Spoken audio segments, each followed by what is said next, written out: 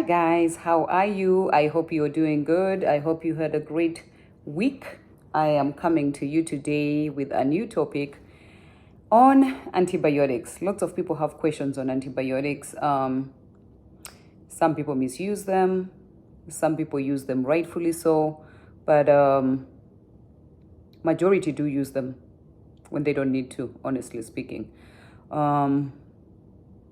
Antibiotics are medicines that fight infections, and not just any infection. It has to be a bacterial infection for the antibiotic to work. So they are caused by bacteria in humans or in animals. So how they do it is by either killing the bacteria or making it difficult for the bacteria to grow and multiply. That's what antibiotics do. And what is bacteria? Bacteria mainly are germs. They are germs. They live in the environment and are all over inside and outside of our bodies. We all get them one time or another, whether it is a viral infection or a bacterial infection, but we do get them once in a while. Most bacteria are harmless to people, but people are just used to using antibiotics even when they don't need to use antibiotics. You use antibiotics when you do have a bacterial infection.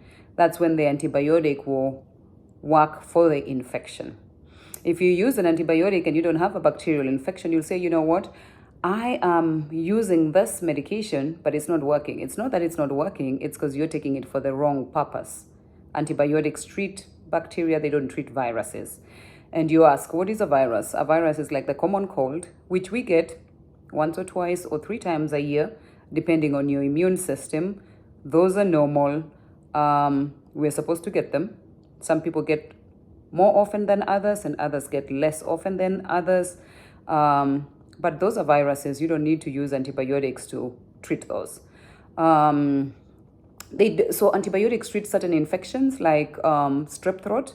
Strep throat is not a virus. So if you have strep throat, you have the exudate at the back of your tongue, the fever, the swollen glands. Usually they have swollen glands. Those, once you're tested and you're told you have strep throat, you have to use an antibiotic.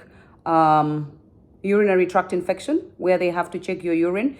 When they check your urine, when you have the signs of frequency, urgency, and going to the bathroom and it burns, that you have to use an antibiotic. There is no shortcut to that. It's a urinary tract infection, so you have to use an antibiotic for that. Whooping cough, you need an antibiotic for whooping cough. And there are many other diseases that, like skin infection. You have a skin infection where your skin, it's oozing, it is warm, and you have a fever. That's called cellulitis.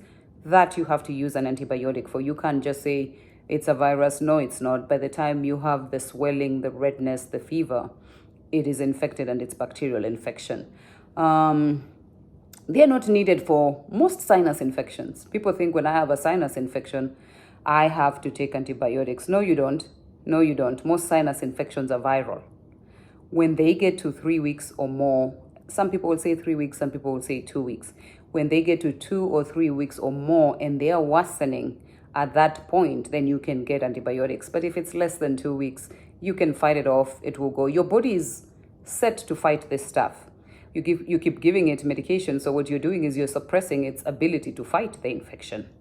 So most sinus infections, if you ask me, or if you look on the sinus infection website, don't need antibiotics. So the CDC website, there's a good resource there.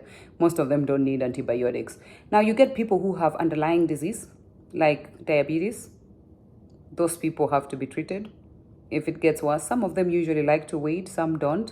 But if they have an underlying disease like diabetes, then you need to treat their sinus infection. Of course, not the first 7 days, but if it's more than 7 days and they have the underlying one, then you can treat that. Some ear infections in children don't need to be treated by antibiotics. Most of them, though, you'll notice that it's swelling, it's red, it's feverish, and it starts draining. By the time it starts draining, it needs antibiotics. And granted, ear infections are super uncomfortable. So most people, instead of waiting for the ear infection to start draining or stuff, they usually will treat mainly comfort for the children. It's uncomfortable, the ear is swollen, it's painful, the child is crying all night. then you can treat that. But if it's a bigger child who can watch the symptoms and say, oh, I don't have this yet, but when these symptoms, the fever, drainage from your ears start, then you can start on antibiotic. Most doctors will give you a script to go or tell you go home. If these symptoms, which they give you a list of, come, then you can call us and we can start you on or send the medication to the pharmacy. Taking antibiotics when they're not needed is not going to help you. It's suppressing your immune system, pretty much. Suppressing your immune system. So anytime the season changes, when people get colds, you're going to get the cold because you've thrown so many antibiotics at your body. It doesn't know how to fight without medicine. So the best way is to build our immune system. That way you don't need antibiotics at all. It gives you a stronger immune system. So that's the best way to do it. I notice it's a microwave society. People have a cold for 3 days and need antibiotics. If your doctor gives those to you, that's an agreement you have with them, but it's a detriment to your health, really. It's a detriment to your health. It is better to fight those off, take the warm fluids, honey, lemon, ginger, fluids and rest will do the trick for you. But because most people want to get back to work, they want to take the antibiotic, which is not going to treat the cold. Colds are not treated with antibiotics. It's a virus. It's going to run 10 to 21 days and then it's going to go away. So unless you have underlying asthma, diabetes, if you have a cold, just let it run its course. Stop saying, I need to nip it in the bud. What are you nipping in the bud? It is not a bacterial infection. It is a viral infection. I worked in an urgent care and that's what they kept saying, I need to nip it in the bud. At a time, I felt we should have a vending machine for antibiotics because that's all they wanted. We want this gone. It's not going to go. When you take antibiotics, it's not going to shorten the duration. The duration is 10 to 21 days. It lasts, it goes away. Take care of yourself, fluids, rest, honey, lemon, ginger. It's going to make you feel better. But taking antibiotics for a virus, you're just decreasing your immune system. Antibiotics do have side effects, like all medications do. We've talked about this before. You get rash, diarrhea. Some people get yeast infections. You start feeling nauseous. So if you don't really have to take them, don't take them. If you must take them, then it's okay to take them. The worst side effect of antibiotics is an infection called C. difficile infection, where you have diarrhea that can last for a long time and is hard to treat. So if you can, and it's a virus, you don't need to take antibiotics. Just do the rest, the fluids, and you're going to feel so much better. What happens in the end when you use a lot of antibiotics that are treating viruses, eventually you'll get to where you take antibiotics and nothing happens. That's because you've become antibiotic resistant. So if it is a virus, just fight it off. You're able to fight it off. It's not going to worsen. Fight it off. Your body will be stronger. You'll be stronger, and you won't have any antibiotic resistance.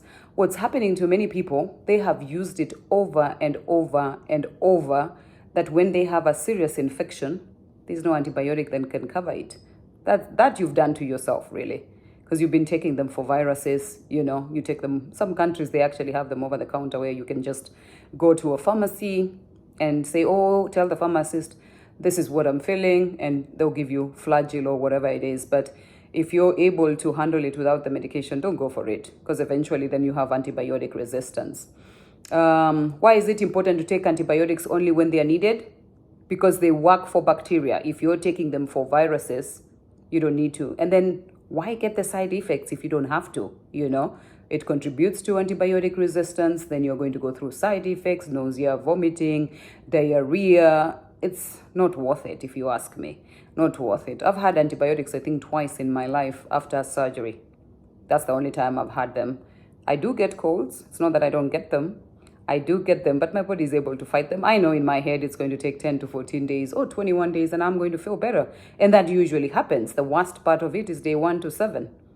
After that, it goes downhill. You start getting better. You can at least talk. The nose is not so tender from blowing. The throat is not so bad from swallowing. So they do get better. Let's be patient enough to wait for the symptoms to go away. And this is healthy people, not people who have underlying diabetes, asthma. Those ones are indifferent. Their immune system is already diminished by the disease, so they need a little help with the medications. It's important to use the antibiotics only when you need them. So let's try and do that. It will prevent you from having antibiotic resistance in future. Over time, you get antibiotic resistance. What is unnecessary antibiotic use? We've talked about that already. That is repeating itself. Eventually, you get resistance to antibiotics. So I won't repeat that. Misuse of antibiotics, using the wrong antibiotic, the wrong dose, because you had some from last time and the symptoms start coming back. You remember it's still in your closet, so you go take it. You don't even know if the infection is the same. You don't know if the medication is covering that infection, and you just take it. Or you're taking it for the wrong length of time. Your doctor gives it to you and says, I want you to take this 2 times a day or 3 times a day for 7 days. You take it for 4 days and you feel better and you stop taking it. Then later on, when the symptoms come back, probably different symptoms, you remember you have an antibiotic and you go back for it. Usually, it's good if you finish, if you have been given for 7 days, you complete the 7 days, even though you're feeling better. Complete the 7 days.